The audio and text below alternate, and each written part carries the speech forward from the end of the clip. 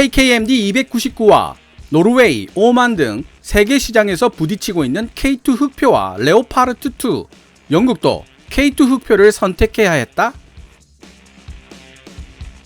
KKMD가 어느새 300회 방송을 목전에 두고 있습니다. 그동안 성원해 주셨던 시청자 여러분들에게 정말 작지만 약간이라도 보답하는 의미에서 KF21이 등장하는 데스크탑 배경화면 월페이퍼를 드리는 이벤트를 준비하고 있습니다. 다시 한번 꾸준하게 KKMD를 사랑해 주셨던 시청자 여러분들께 감사의 말씀을 드립니다. 2020년 9월 10일 미국의 군사 전문지 디펜스 뉴스에 게재되었던 폴란드 수출형 K2PL 기사가 무색하게도 거의 10개월 후인 2021년 7월 9일 역시 동일한 인터넷 매체인 디펜스 뉴스는 폴란드 국방부가 K2PL이 아닌 미국의 M1A2 에이브럼스 전차 250대를 도입하려 하고 있다는 소식을 보도했습니다. KKMD에서도 195화를 통해 현대로템 K2PL의 폴란드 진출 소식을 전한 적이 있는데요. 방산 계약은 정말 끝까지 가봐야 알 수 있다는 말이 실감이 됩니다. 워낙 다양한 변수가 발생할 수 있기 때문입니다. 이번 폴란드 건은 2019년 말에 발생한 바이러스 사태의 영향이 큰 것으로 알려지고 있습니다. 러시아가 2022년부터 T-14 아르마타 주력 전차를 생산하겠다고 공언한 상황이었지만 폴란드는 바이러스 사태로 인해 대규모 국방 사업을 시작할 만한 여력이 없었다는 이야기가 군사 전문지 등을 통해 알려지고 있죠. 미국의 M1A2 에이브럼스 주력 전차는 강력한 전자장비와 협동전 능력을 자랑하는 동시에 가장 최근까지 실전을 경험하고 있는 전차입니다. 하지만 해외 수출 버전의 M1A2 주력 전차는 미군 사양에 비하면 심하게 다운그레이드된 경우가 많다는 문제점이 있습니다. 이는 기술 보호의 측면도 있지만 수입국의 재정과 능력에 맞춰준다는 의미도 있죠. 어쨌든 폴란드는 최대 800여 대의 신형 전차가 필요한 상황이고 울프 사업을 통해 자국의 국방기술 및 산업기술 경쟁력을 강화하고 민간 고용 증대를 통한 일자리 창출을 원하고 있어 현대로템 K2PL의 진출 가능성은 여전히 그 불씨를 살려놓고 있다고 말할 수 있습니다. 물론 미국의 M1A2 주력 전차 도입으로 그 시기는 한참 미뤄졌다고 봐야 하겠지만요. 현재 현대로템은 폴란드보다는 오히려 노르웨이와 오만 시장 진출에 더 공을 들이고 있는 모습입니다. 군사 전문 매체들이 전하는 정보에 따르면 노르웨이에는 이미 K9 자주포가 수출되어 성공적으로 운용 중인 데다 러시아의 위협에 대응해 노후화된 50대의 레오파르트 2A4 전차를 대체하기 위해 내부 검토를 통해 현대로템의 K2 흑표와 독일 KMW사의 레오파르트 2A7V를 주요 경쟁자로 내정한 상태입니다. 영국의 챌린저2 전차 38대와 M60A1 6대 및 M60A3 전차 73대를 보유하고 있는 오만은 M60A1, A3 전차의 노후화가 심각해짐에 따라 지난 2015년 77대의 신형 주력 전차 구매 사업을 시작했죠. 여기에 참가한 전차들이 바로 독일의 레오파르트 2, 터키의 알타이, 그리고 대한민국의 K2 흑표입니다. 한때 인터넷과 유튜브 등을 통해 오만 왕립 육군이 현대로템과 1조 원에 이르는 계약을 확정지었다는 소식이 떠돌았지만 정확하게 이를 확인해주는 정통한 매체의 기사를 찾을 수는 없었습니다. 취재한 사안을 보도하는 것을 일정 기간 미루기로 약속하는 엠바고 때문에 미뤄지고 있다는 이야기도 있지만 뚜껑은 열어봐야 알 수 있는 것이겠죠. 아무튼 노르웨이와 오만 사례에서도 알 수 있듯이 대한민국산 검은 표범 K2와 독일산 표범 레오파르트가 세계 시장에서 자주 충돌하고 있는 모습을 볼 수가 있습니다.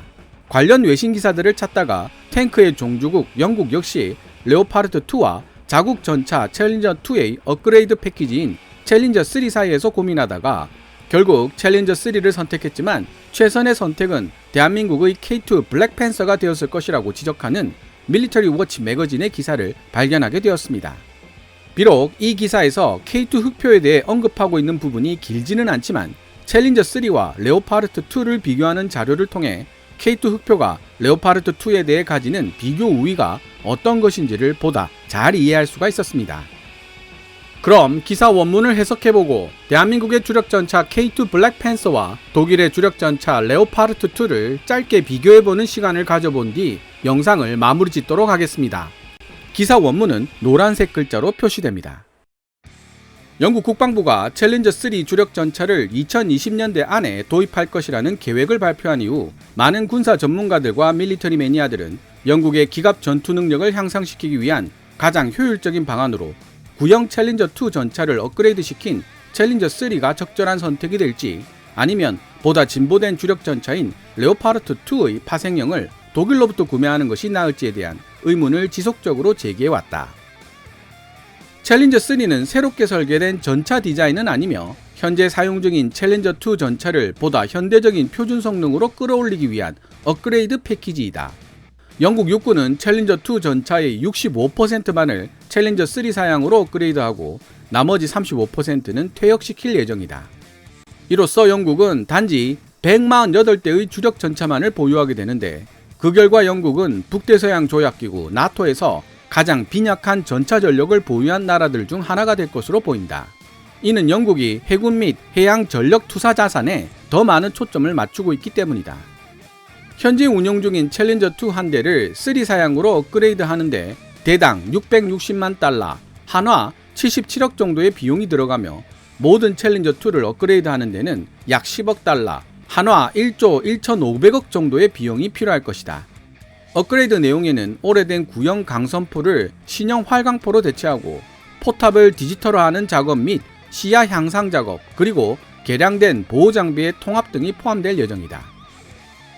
강선포 라이플드 캐논은 포강 내부에 탄두를 회전시키기 위하여 만들어 놓은 강선이 있는 포를 뜻합니다. 회전 덕분에 탄두는 비행 안정성과 조준성이 우수하다는 장점이 있습니다. 반면 탄두를 회전시키기 위해 장약 폭발 에너지의 일부가 낭비되어야 하고 포강과의 마찰력도 높아지기 때문에 초기 속도가 늦고 사정거리가 짧아진다는 단점이 있습니다. 이에 비해 강선이 없는 활강포 스무스보어 캐논은 초기 속도가 높고 사거리도 길다는 장점이 있지만 회전력이 없다 보니 공기의 저항을 많이 받고 비행 안정성이 떨어진다는 단점이 있죠. 그래서 활강포는 날개 안정 분리 철갑탄, 소위 날탄 같은 특수탄을 사용하는데요. 날탄은 발사 후 철갑이 공기 저항으로 분리되어 관통자가 날아가게 되는데, 관통자 끝에 화살처럼 날개가 달려 있어 비행 안정성과 조준성을 확보하는 포탄입니다. 참고로 K2 흑표도 활강포를 사용합니다. 비록 독일의 주력 전차 레오파르트 2가 여전히 생산 중이며 꾸준한 업그레이드를 위해 연구 개발에 지속적으로 큰 투자를 해온 제품이라는 장점을 가지고 있기는 하지만, 그럼에도 불구하고 영국 국방부는 기성 제품인 독일 디자인을 구매하는 것보다 챌린저에 계속 투자하는 편이 오히려 장점이 더 많을 것이라 판단했던 것이다. 챌린저2는 제한적인 수출 성공을 거두었으며 현재 오만 왕립 육군에 의해 약 40대가 실전 배치되어 있다. 챌린저 3 업그레이드 패키지는 오랫동안 영국의 주요 무기 수입국이었던 오만에게 판매될 가능성이 있다. 현재 영국 육군이 보유하고 있는 챌린저 2의 대부분이 창고에 보관되어 있는 상태이기 때문에 만약 누구라도 관심을 보인다면 이들의 일부를 재개장하여 챌린저 3 사양으로 업그레이드한 후 수출할 가능성도 있다. 만약 영국이 해외에서 주력 전차를 도입하고 챌린저를 포기한다면 새로운 전차를 운용하는 탑승원들은 물론 전차를 정비하는 정비 요원들까지 포함해서 재훈련시켜야 하기 때문에 관련된 비용과 부담 또한 상당히 커질 수밖에 없다. 또한 주력 전차를 해외에서 도입하게 되면 기존의 유지 보수 인프라도 제거될 수밖에 없고, 예비 부품 또한 해외에서 조달하게 되어 지금까지 예비 부품을 생산해 오던 국내 산업 생태계 자체가 말라 죽도록 강제하게 될 것이다. 레오파르트 2 주력 전차를 신형으로 조달하는 데 들어가는 비용 또한 기존 챌린저 2를 버전 3 사양으로 업그레이드하는 데 필요한 패키지 비용인 대당 660만 달러, 한화 77억보다 훨씬 더 비쌀 것이다. 영국이 주력 전차를 독일제 레오파르트 2로 전환했을 때 발생할 수 있는 가장 명백한 단점은 바로 전차를 발명하고 실전에 사용한 최초의 국가이자 전차의 주요 생산국으로서 영국이 지금까지 누려왔던 특권을 상실하게 된다는 것이다. 전차 관련 산업의 상실은 동시에 국가 경제에 심각한 타격을 의미하기도 한다. 1979년부터 도입된 독일의 레오파르트 2는 1998년부터 운용된 챌린저 2보다 거의 20년 먼저 도입된 상당히 오래된 디자인이며, 심지어 1983년부터 실전 배치되었고 현재 전량 퇴역한 챌린저 1보다도 오래된 모델이라는 점 또한 반드시 고려해야만 한다. 1998년 실전 배치된 챌린저2는 서구 주력 전차들 중 가장 현대적인 성능을 지닌 전차였지만 활강포가 아닌 강선포를 채택했다는 약점과 상대적으로 작은 규모의 생산량 때문에 레오파르트2보다 훨씬 더 빨리 생산이 종료될 수밖에 없다는 문제가 결합되어 챌린저2의 수출 잠재력을 크게 약화시켰다. 지금까지 독일의 레오파르트2는 빠르고 기동성이 뛰어난 전차인 반면 영국의 챌린저2는 더 우수한 장갑으로 보호 기능이 훨씬 뛰어나다고 여겨져 왔다. 비록 세월이 흐르면서 지속적인 업그레이드를 받은 레오파르트2의 장갑 성능이 영국 전차를 따라잡기는 했지만 말이다. 개발된 지 40년이 넘은 레오파르트2의 한계를 느끼고 있는 독일은 현재 후속 신형 주력 전차 개발에 박차를 가하고 있는 중이다. 이러한 시점에서 영국이 독일의 구형 전차 디자인을 조달하기 위해 돈을 투자한다면 이는 명백히 합리적인 선택은 아닐 것이다. 게다가 영국이 정말로 챌린저2를 해외 전차로 대체하려 했다면 능력적인 측면에서 뿐만 아니라 정치적인 이유에서도 독일의 레오파르트2가 최선의 선택은 될 수 없다는 사실 또한 간과하지 말아야 한다. 영국이 유럽연합을 탈퇴한 이후 유럽 외 선진국들과의 관계를 보다 공고히 할 수 있는 방안을 모색하고 있기 때문에 챌린저3로는 불안하다는 밀리터리 매니아들이나 군사 전문가들의 우려를 받아들여 영국이 해외에서 주력 전차를 도입한다고 해도 레오파르트2보다는 수십 년 후에 개발되어 최신 기술이 많이 도입되어 있고 전체적인 성능도 훨씬 뛰어나다고 평가받고 있는 대한민국의 K2 블랙팬서가 오히려 더 나은 선택이 될 수 있다. 그것마저도 여의치 않다면 일본과 공동으로 차세대 전차 프로그램을 진행하거나 미국의 M1, A2, 에이브람스 전차를 국내 환경에 맞게 개조하여 구매하는 것도 궁극적으로는 독일의 레오파르트2를 구매하는 것보다 합리적인 선택으로 판명될 수 있다. 그러나 영국 정부는 완전히 새로운 종류의 주력 전차를 해외에서 도입하는 데서부터 발생하는 어려움들을 회피하고 좀 더 저렴한 비용으로 기존의 챌린저2를 현대적으로 업그레이드하는 방식을 선택했다. 이는 또한 향후 있을지도 모르는 보다 더 야심찬 주력 전차 프로그램을 위해 국내 무기 산업을 보존하는 수단이 될 수도 있다. 지금까지 2021년 5월 10일 해외 군사 전문지 militarywatchmagazine.com이 게재한 Why Britain Choose to Upgrade Its Old Tanks Instead of Buying New Ones from Germany. 왜 영국은 독일로부터 신형 전차를 구매하는 대신 자신들의 구형 전차를 업그레이드하는 선택을 택했을까? 라는 제목의 기사를 번역해 보았습니다. 기사를 번역하기 전에 말씀드렸던 것처럼 최근 해외 시장에서 자주 격돌하고 있는 대한민국의 K2 블랙팬서와 독일의 레오파르트2를 간단하게 비교해 보도록 하겠습니다. K2 블랙팬서와 레오파르트2 모두 러시아와 대립관계에 있는 국가들을 주요 수출 시장으로 삼고 있기 때문에 일단 러시아의 T-14 아르마타와는 시장이 겹칠 가능성이 낮고 미국의 통합제재법이 건재하고 있는 관계로 T-14 아르마타는 비교 대상에서 제외했습니다. 독일의 최신 기술로 꾸준히 업그레이드되어 온 레오파르트2 시리즈의 최신작인 A7V 전차는 최신의 L55A1 전차포와 금속 세라믹 복합 장갑 MMC를 사용하고 있습니다. L55A1 전차포는 K2 흑표에 장착된 55 구경장 120mm 전차포보다 5에서 10% 정도 강력한 화력을 자랑하고 금속 세라믹 복합 장갑은 K2 흑표에 적용된 층상 복합 장갑과 비교해봤을 때 15에서 20% 정도 가벼운 것으로 알려져 있죠. 이에 맞서는 K2 흑표는 충격 흡수 능력이 우수한 반능동 유기압식 현수장치 ISU를 탑재하고 있어 이동하면서 발사하는 포사격 명중률이 매우 높고 차체 높이를 좌우 위아래 자유자재로 조절하여 매복 공격 등에도 활용할 수 있다는 점에서 구형 토션바를 사용하여 충격을 완충시키는 레오파르트2 전차보다 상대 우위를 가지고 있습니다. 그뿐 아니라 금속의 비틀림 탄성을 이용하는 토션바는 유압을 사용하는 ISU에 비해 충격 흡수 능력이 비교할 수 없을 정도로 떨어지기 때문에 탑승한 승무원들의 피로도 또한 크게 차이가 나게 됩니다. 덧붙여서 K2표는 자동 장전 장치를 사용하여 단 3명의 승무원만으로도 운용이 가능하고 기동 상황에서도 분당 12발의 사격 속도를 유지할 수 있죠. 이에 비해 레오파르트2 전차는 자동 장전 장치가 없으므로 기동 간 사격을 수행하면 사격 속도가 절반 이하로 떨어집니다.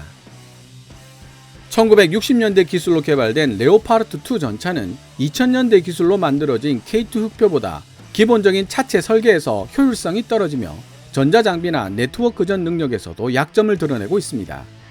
꾸준한 업그레이드를 하고 있다고는 하지만 독일군의 재정 문제로 레오파르트 2A6 버전까지는 각종 전자장비나 통합 전장 구현에 필수적인 전술지휘 통제체제 C4I 등이 제대로 장착되지 못했습니다. 하지만 K2 흑표에는 이런 기능들이 기본적으로 구현되어 있죠. 독일은 레오파르트 2A7 버전부터 이러한 전자장비나 전술지휘 통제체제 C4I가 완벽하게 구비될 것이라고 장담하고 있지만 문제는 가격입니다.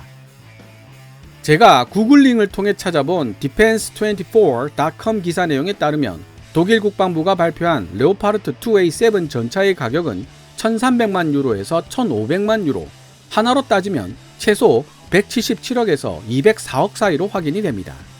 그에 비해 K2표의 가격은 850만 달러, 한화 98억 정도로 레오파르트 2A7 가격의 절반 정도에 불과합니다. 마지막으로 모든 독일의 방산 무기들이 그러하듯 레오파르트 2A7 전차 또한 언제 독일 정부에 의해 수출이 금지될지 모른다는 정치적 리스크도 안고 있습니다.